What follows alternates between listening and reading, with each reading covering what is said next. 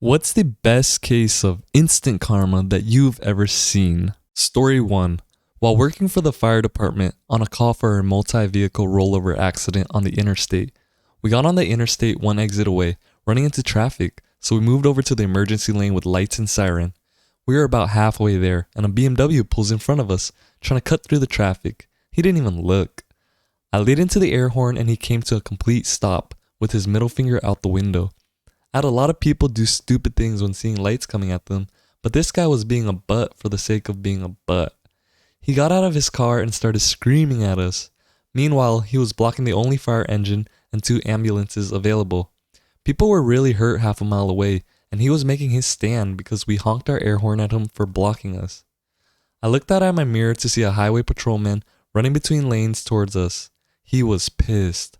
BMW boy was immediately arrested. His pretty car got pushed out of the way into a ditch and he went to jail. The people in the accident were hurt bad and 2 cars had to be cut open to get people extricated from bent metal. It was frustrating. Story 2. Used to commute to DC from 40 miles away. Driving home one evening, this dude decides he must merge into my lane now. Beeping and all, he pushes me off the road. The car behind me was a cop. As soon as I was on the shoulder, lights and sirens went on and the dude was pulled over. Story 3. It was my own karma. I was in 8th grade. I was standing on a bench when I watched some girl fall over in the yard, started laughing and pointing, and then went to lean back onto the fence that was behind the bench. Turns out we had broken off where I was standing and I fell straight through and into the mud. Story 4. I worked at a grocery store. I was stocking instant noodles on a big sale display. All I had was a cheap small step-to-step stool. You know, the one with the bar that runs across the top step? Reaching down to the stool from the shelf I was standing on was about 3 feet. I had a 60% chance my foot would land on the top bar and collapse the thing. I asked a coworker to use his shoulder as a handle as I got down. My supervisor called me a princess for getting assistance. Soon after, he was stocking the 2-liter Coke bottles on a sales display. He tried to get down. He took the 40% success rate jump onto the step, hit the top bar, the step ladder collapsed. He broke his arm and took down half of the display. I just clocked out and left before they told me to clean up the spilled soda all over the place. Sometimes the malevolent gods of retail can smile on a poor worker. The beauty of that moment is truly unable to be explained to those who have never been a retail worker. Story 5. I'm in the New York City subway. A guy elbows me out of the way to get into the turnstile first, yelling vaguely that he has a train to catch. Obviously. Through the turnstile, turn the corner, and there are a few cops set up near a folding table, and he gets pulled to have his bag searched. This is the worst. My other pet peeve is when the subway is coming to the next stop, and someone in the middle has to loudly declare, "Move out of the way, I have to get off." Yeah. So does pretty much everyone else on the subway. Wait your turn. Story 6. Driving through Philly in standstill traffic, some butthead decides to use the shoulder as a lane to cut in line. The vehicle he ended up cutting off was a state trooper. An instant blare of the sirens and he was told to pull off the highway over a loudspeaker. I couldn't stop laughing. I love when people do this, then everyone else in the lane decides they are a jerk and refuses to let them back in. I've seen it happen a few times and they just end up further back than they were before. Story 7. That time I had my shoes stolen. I was 17, went to a party where there were kids from 2 different high schools. When I went inside, I took off my brand new Nike Air Mata shoes that I had just bought for $140. Hours later, when I went to leave, my shoes were gone. We had an idea of who took them, a guy from the other school, but didn't have any proof. I was so sad and so embarrassed. I had to drive home in my socks. Long story short, a week later, Monica, the girl who throws the party, shows up on my doorstep holding something behind her back. Turns out she went to a party and saw the guy who stole my shoes, wearing them. When he took them off after a smoke break, she snagged them. Now, standing in front of me, she reveals my Nikes. She told me the best part was watching him look for them, just like I had, and then leave in his socks. Story 8. Walking down the San Antonio River Walk, guy in front of us gets pooped on by a bird. Friend turns to me and says, "Sucks to suck."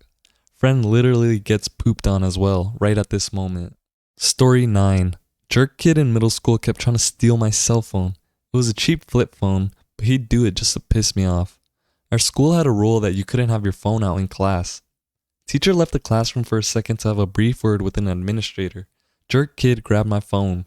Teacher came back in a moment later and caught him red-handed with my phone out. She wouldn't believe that it wasn't his phone. He got detention. Story 10. Back in high school, I was kind of being a jerk to a girl I was friends with. Nothing too bad, just some friendly teasing, but still. Then I turned around and fell down a flight of stairs. Even mid-fall, the karma and the justice did not escape me. We both found it pretty funny. Story 11. My dog tried to eat my sushi while I was away from the table for a second. I came back to missing wasabi and a disgusted looking dog.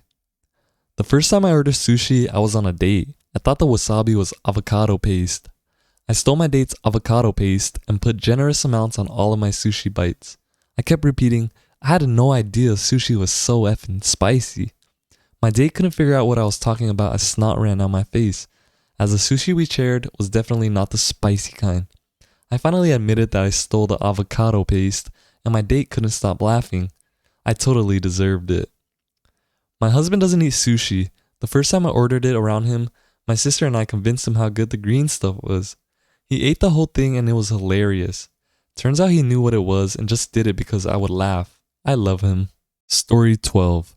In the UK, kids wear blazers and ties to school, and a common bullying tactic that jerks use was to run up to kids, pull their ties so tight that they get really tightly knotted. On the bus home, the bus was really full and I was standing in front of one such bully. He grabbed my tie just as the bus had to brake sharply. He lost his footing and the only thing keeping him upright was the fact that he was holding my tie. He had grabbed the wrong bit. It wasn't knotted. I simply untied it. He fell on his bum. That was the last time I was knotted. Story 13. I was working in a supermarket when panicked customer A came up to me and said he'd accidentally left his cash in the ATM and had anyone handed it in. I was about to say no when customer B appeared behind him and said he'd been trying to catch up to him. He'd been queuing up behind him at the ATM and saw what happened, so he'd got the money for him. It was $200, so a decent amount. Customer A was super grateful and offered him some of the money, but he wouldn't take it. Customer B then bought a scratch card, scratched it, and found he'd won $5. Not a whopping amount of karma, but karma nonetheless. Story 14. At a job as a mechanic, I got a part that was completely correct except the electrical plug was a different shape. I found out after I installed it. For the record, it did plug in, just didn't have long enough prongs to communicate.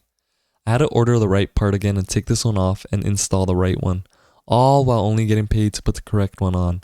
Lost about 1.5 hours. My coworker laughed and said, "Bet you won't make that mistake again. Pay attention next time." His very next job, he put all 4 tires on backwards. Some tires are directional. Said the same thing to him. I knew I would use it against him. Didn't know it would be that soon. Too long didn't read. I made a hard to spot mistake. Dude made fun of me. His very next job, he made an easy to spot mistake. I made fun of him. Story 15. My dad told me this story. He was driving back from the shore when traffic got really bad. About a mile ahead, there was an accident that had brought traffic to a crawl. Stuff happens. My dad decides to be patient about it. Others weren't so patient. People began driving on the shoulder in order to get ahead of the traffic. This pisses my dad off. We all know how this goes. We do the right thing and are punished for it, whereas these jerks are skipping in front of traffic and will probably get away with it. He thought about following the stream of cars onto the shoulder, but he decided he'd do the right thing and wait. As he got closer, he saw 2 cops in a parking lot. One cop was directing all of the shoulder drivers into the parking lot, while the other wrote all of those drivers tickets. He describes it as one of the most satisfying things he's ever seen. Ooh, this is one of my favorites as well. Many years ago, I went up to an amusement park with a friend on a beautiful summer day. As we got closer to the exit ramp leading to the park, traffic starts backing up because of the amount of other people with the same idea. Same thing happened as in your story, where people started peeling off into the shoulder to get around the line of cars waiting. The fact that some people were already doing it seemed to entice others, until the line on the shoulder came up to just a few car lengths ahead of us. We keep slowly moving forward, but the cars on the shoulder aren't. I'd assumed that it was just a situation of them not being able to merge back into traffic, but as we got to our exit, we found there was a single cop car parked at the end, and there were a few cops walking down the line of cars writing tickets. I don't remember what we did at the park that day, but I often think about those cars and smile. Story 16. I banged my knee on the corner of a hotel bed, and my husband was laughing his butt off while he was brushing his teeth in the bathroom. As soon as he walks out of the bathroom, he hits his knee the exact same way, and I gotta laugh my butt off. Are your butts okay now? Story 17. Not instant, but karma nonetheless. My dad kept getting his lunch stolen at work one day, so he got my mother to get the spiciest hot sauce on the market to put on the sandwich. Lo and behold, the guy who stole it was looking red as a hot iron. They fired the guy and my dad got to eat his lunch again. Similar story I have posted before. This guy at my job could only afford a tuna sandwich for lunch, and someone stole it here and there, and once did so 3 days in a row. He got his revenge by making a sandwich on the third day with really cheap wet cat food. His lunch was left alone after that. Knowing my luck, I would make that sandwich and it would be the one day he didn't take it, and I would be sitting at lunch just staring at it. Everyone's wondering why I'm not eating. Story 18. I used to be a zookeeper. This annoying girl was making fun of our llama for looking ugly. The llama was a rescue who had corrective jaw surgery. The annoying girl pointed and laughed at our llama. The llama spit in her mouth. I gave the llama a treat and told her that she was a good girl. This right here is the greatest story of why llamas are so effing cool. Story 19. One time in middle school, this guy who was relatively new at our school was making fun of a girl in our class who fell in the hallway in between classes. Coincidentally, this was a girl I had a crush on. He was a little bit of a class clown and was mocking her, making her look stupid and clumsy. Apparently, he misjudged his footing, and while attempting to jokingly reenact the way she had fallen, actually fell for real and landed squarely on his back in front of everybody. He broke his arm in the process. Passing him by in the hallway, I saw him just lying there, surrounded by adults and staring up at the ceiling, face completely expressionless. He didn't come back to school. Pretty sure he moved after that. I would have too. Because he was too embarrassed, or because his brain got messed up in the fall? Story 20. Jerk I knew in high school was trying to get a mentally handicapped kid to do stuff for a video in a very nasty, cruel way behind the gym. I'm sitting behind a car smoking in the parking lot. Special kid is not dumb enough to play this game. Jerk decides to get him to hold the camera. People are heckling and calling out suggestions. Nothing interesting happens. Then, someone comes out with a basketball, puts it on the concrete sidewalk, and hands the jerk an aluminum baseball bat and mimes hitting the basketball like splitting a log with an axe. Jerk winds up, brings it down, and I hear boink. His head is shooting back, blood everywhere. From where I was and how much I smoked, I thought he smashed his skull. Bat clatters like 20 feet behind him and he goes down backwards. The bat bounced, nailed him in the eyebrow, split it open, and knocked him the F out. He was okay but had a scar and a hell of a black eye for a few weeks. And the whole time, the mentally handicapped kid he'd been trying to humiliate on camera is filming and laughing so effing hard he's crying. Security didn't believe that no one hit the jerk till he showed him the video. Story 21. The best one was a real goon at my school. He got up on the roof of a shed to pee on kids as they left the shed. But this dumb bully fell off the roof, resulting in a broken wrist, injured wang, and humiliation. Story 22. Remember a kid climbing on the roof of a classroom to get seeds to throw down at people walking past. He threw one at someone in the year below who caught it magnificently, then returned it with absolute precision directly into the guy's left eye. The weird thing was, no one said anything. We all saw it and just accepted that the karma had indeed been dealt. Kid on the roof climbed down and went to the nurse's office.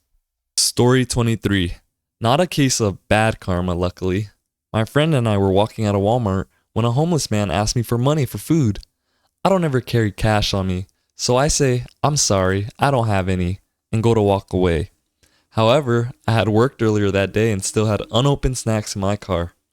So I walk back up to him and say, "I don't have any money, but I do have some snacks and water in my car that I can give you." His face lit up. So I walked to my car and grabbed the snacks and walked back. I hand him the bag. It had a granola bar, 2 bags of chips, some crackers, and 2 water bottles. He thanks me about 20 times and I tell him to have a good day. So I go to my friend's house and we're just hanging out, and I'm scrolling through a citywide selling page on Facebook. I had just bought a new king-size bed and didn't have a bed set for it. I came across this beautiful solid wood frame with built-in drawers that was in perfect condition. The seller had listed it for $100. She was selling it because it didn't fit in her new house, so I have my husband and some friends get a truck and we go get it that same day. I gave the lady $100 and she mentions that I meant to post it for $1,000 but mistyped. Since we already agreed on the price before I realized it, you can have it for the $100. And that's how I gave a homeless man food, and good karma greeted me with a practically new bed set for $100. I would feel so bad about taking it for $100 and offer more. This is why I don't work in sales. Story 24. I went to a local playground with my sister and her kid, and as we walked in the gate, we passed two women chatting. One of them had a baby in a buggy, and the baby dropped its toy. The mother wasn't looking, so I just picked it up, gave it back to the kid, and we carried on walking to a bench nearby. At the bench next to us was a woman with a little girl who was about 4. They were discussing something quietly, and the mother said, "Okay, go on," as if giving in to the girl. The girl then proceeded to march over to me to say, "This is for being helpful," sticking a gold star on my arm and then going back to her mother. Gold star, y'all. Story 25. Back when I was a teenager walking to the bus stop every morning to get to work, I'd stop in at the neighborhood convenience store for a pack of smokes, Monster, and a pepperoni stick. One day I go in and there's a belligerent drunk guy speaking Punjabi and hassling the store owner, a sweet little Korean lady. I go here every day and we get along quite well, so when I saw the look on her face, I knew something was wrong. I try to reason with the guy and get him to leave, but no dice. We don't know what he wants because of his lack of English. Called the cops, waited, and ran interference for the store owner until they showed up, and then paid for my stuff and left. Next morning, her husband was manning the cash, and he gave me my morning purchase for free, for that day and for the next week, until I basically had to plead with them saying I can't keep accepting free stuff. Story 26. A girl laughed at my wife and I on a train. When the train stopped, she tripped onto the guy in front of her and got a nosebleed. What was she laughing at?